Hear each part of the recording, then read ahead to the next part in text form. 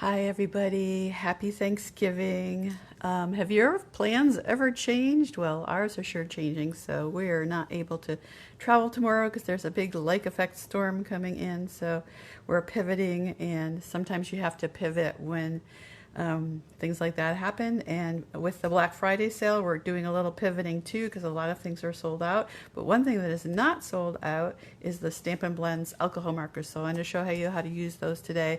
There's a whole bunch of colors available. There's a couple that are gone, but most of them are still there. The paper trimmer is still there, but in low inventory. The blades have sold out, but I will be giving everybody that orders the paper trimmer that wasn't able to get blades, I'll send you a free blade because I do have some in my stash. I can't sell them cash and carry, but I can give you one to tide you over till they're back in stock. Ink bundles, it's just the refills, but the neutrals are still in stock. So neutrals, if you want to get the ink refills, because those are handy to have when your ink pads run dry or to use for techniques. Adhesives, we still have Seal and Seal Plus refills, just the refills. So if you want to stock up on the refills, it's a great price at 25% off, and we don't usually have adhesives on sale. And their Stampin' Dimensionals are left, which is my favorite. So they must have really stocked up on those. So I go through these like crazy. So I bought a ton of dimensionals because I go through them. Anyways, so that's what's still available at my website. So let's show you some Stampin' Blends markering. Now, I'm not a great colorer. I'm not an expert, and I never really liked coloring that much, but the blends markers are just so easy to use that I like them too, even though I'm not a fan of coloring. If you're a fan of coloring, let me know, because I know some of you are. I'm using the Christmas Greenery stamp set here, and it's a bundle, so these images will cut out with the dies. So you can see I did this one already, and I did the flowers in different ways. So this flower here is just the light pool party, just straight, and you can see how flat that looks with just one color. But if you add the second color in, you get so much more dimension, and you can try some blending too. So I did the same with the old olive and then with the ribbon as well. So let's try it out.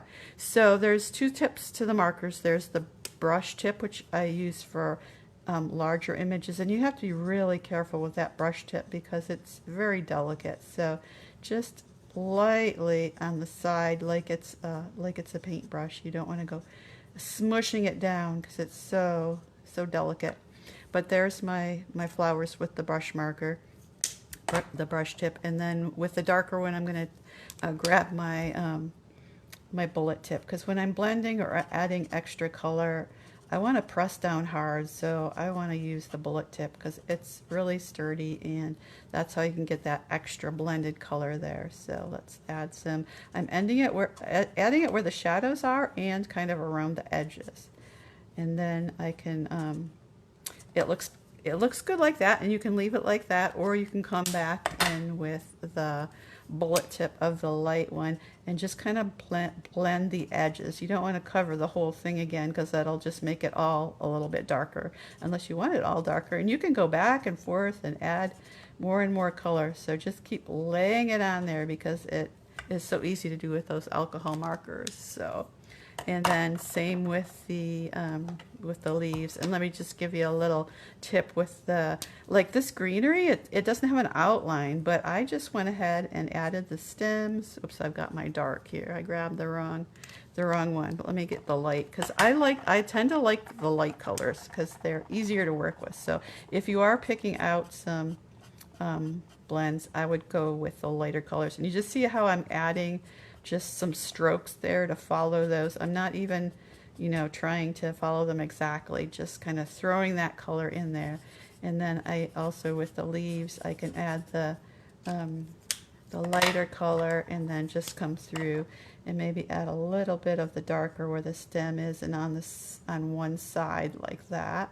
And it looks good like that, or I can come back again and with my lighter bullet tip just blend that a little bit, and then it makes one half of that leaf just a little bit darker, so it looks shaded and shadowed. So just a few quick little tips on how to, and you can do the same with the bow, with the red.